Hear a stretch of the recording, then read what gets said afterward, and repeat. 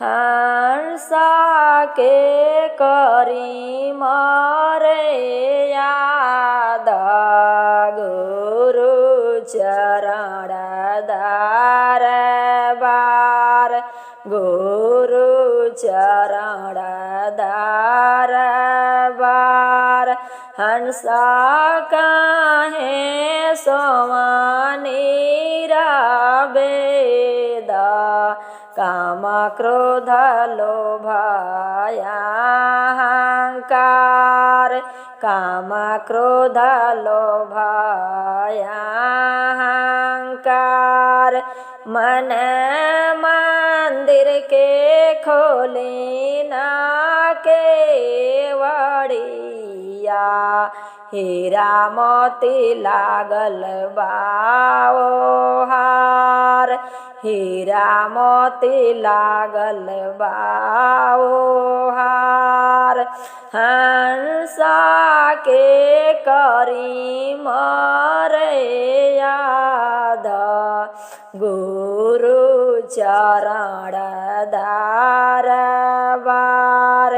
गुरु चरण दरबार कोई मांगे धन दौलतिया कोई ज्ञान के भंडार कोई ज्ञान के भंडार माता पिता गुरु चरण पूजबो में पति भगवान पूजबो में पति भगवान हंसा के करी मारे याद गुरु चरण दरबार गुरु चरण दरबार आदि शक्ति माता जी से नैया गुरु के महिमाया पार गुरु के महिमाया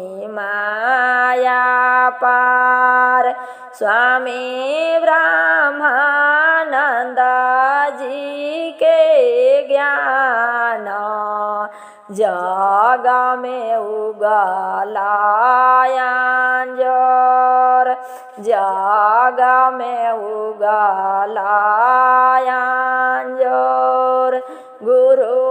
कृपा विमला के आधार गुरु चरण दरबार गुरु चरण दरबार हंसा के करी मारे याद गुरु चरण